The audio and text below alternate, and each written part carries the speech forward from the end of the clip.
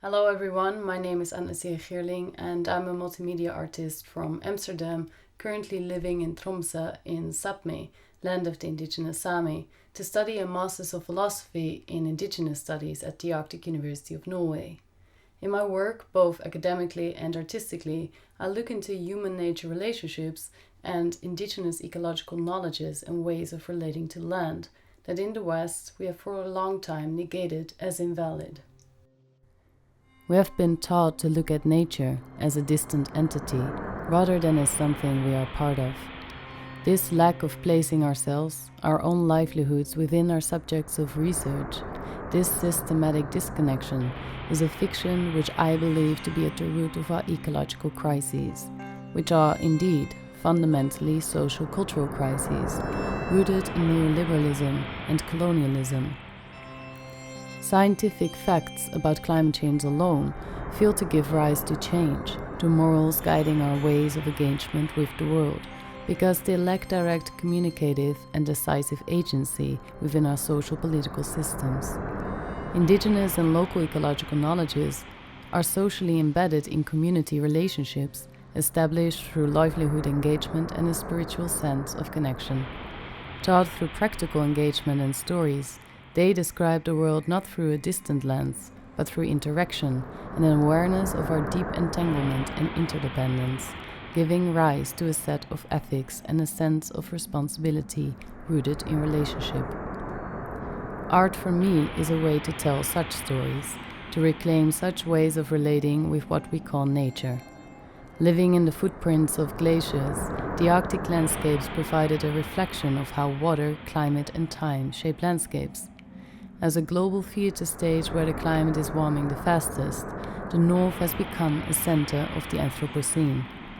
Through my recent and evolving multisensory exhibition, Fluid Futures Tidal Clocks, I have sought to address climate change through a poetic portraiture of water, demonstrating the relation between the waters of the Arctic and the waters and coastlines of the Netherlands and elsewhere. Placing my own body within the rising tide as a living measurement tool, I withstand the call to allude to the passivity with which we are globally responding to the emerging threats of, for example, floods, and position the human back into the hydrological cycle of which we are part. Science tells us that water has memory, and we know that all the water inside of our own bodies has been indefinitely recycled through deep time, having passed through glaciers, dinosaurs, and our ancestors. Tracing the footprints of my own seafaring ancestor on board Willem Barent's ship, with my feet in the Barents Sea, I trace also the footprints of that historic and current trade society and its impacts. They got stuck in ice seeking a northeast trade passage in waters that are currently increasingly ice-free. Arts allow us to challenge what we assume as unquestionable, such as the idea of nation-state borders, imagined to run in the river, dividing continuous landscapes of ecosystem and cultural heritage, and the borders we have imagined between human and nature, or water and land, that are in reality all transitory, interactive and fluid. Like our skin is permeable, it is not a division from the world, but a place of engagement with it. Out-of-the-box thinking and imagination can help us reinvent how we see the world and the way we live in it. Allowing the world to speak back to us, what can the river teach us about borders? Suggesting the water as a teacher we could learn to overcome its threats, by embodying adaptability, strength in unity, awareness of cyclical and longer timescales, and the ability to transform, realizing that our societies and economic political systems are not static and rigid either, but temporary, porous, changeable.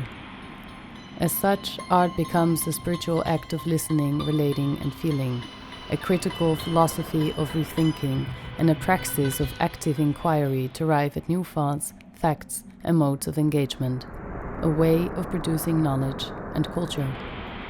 Just as scientific language is necessary to describe in detail the functioning of this world, poetic and artistic language is necessary to speak to things that words themselves can hardly touch. Visual, contextual, participatory or 3D arts are all different languages communicating to our diverse senses. Through the materiality involved in making art, It is quite literally a form of inquiry through engagement. As photographers, we work with light. As ceramists, we work with clay. All materials carry a story that narrates our interrelationship with the world. In a recent analog development experiment, I have sought to communicate the melting of the Svartisen glacier I photographed through the developing process.